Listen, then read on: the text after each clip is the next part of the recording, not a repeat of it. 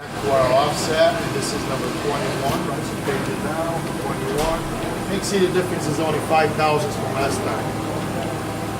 I think I did a better job this time. So, well, it depends too if the vise is probably empty because it picks up a little bit. So we're gonna type the number in again. It's a shorter tool than the pin, -1.305.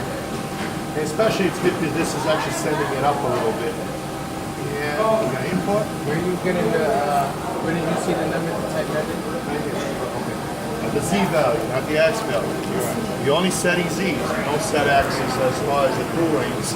It's just lights in the tool. So it's just the Z values. Whatever you see here goes on top.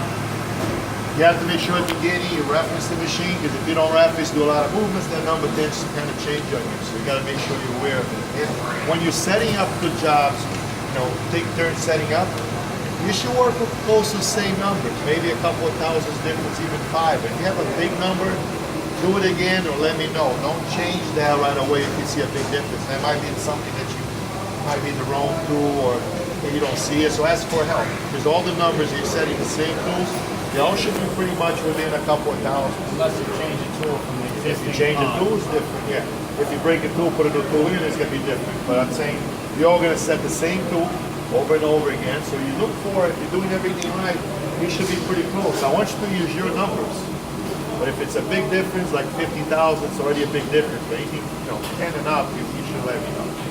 10 is already going to make a difference at the part, but it's not going to be going into the jaws. If you're looking at, anything about 30, you're probably going to be filling into the jaws. And I think you see some spots there where that's happening.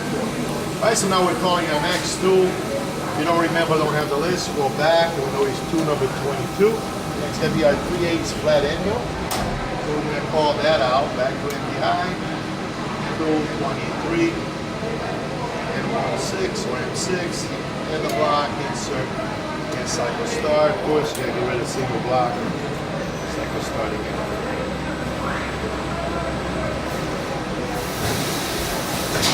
What button did you hit to get to the screen to where you saw your tools? With an offset. Okay. That's offset setting and offset. That does not look. I'm sorry. No, to where you saw. If you forgot what tool you had to look at. Oh, you go to the program. Okay.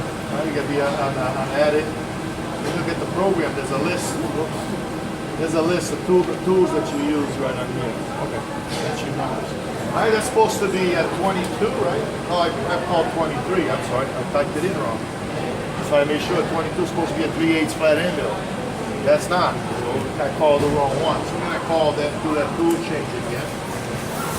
And tool 22, 6, block, insert.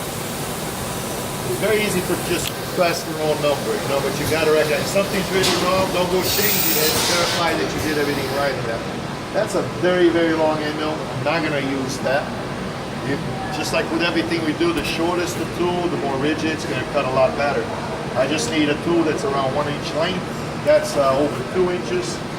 So we're going to be going in and taking that out. I'm going to see if I can find another one. Right. You see, when you hand it, just bring it top, make sure you don't squeeze it. Try to keep it clear. Not only it's long, it's actually in good shape, but let's see if we get something a little shorter. I think this is used for all their roughing, so you don't want to be we don't want to be using it. So if they're looking for one, so let me go try to find that.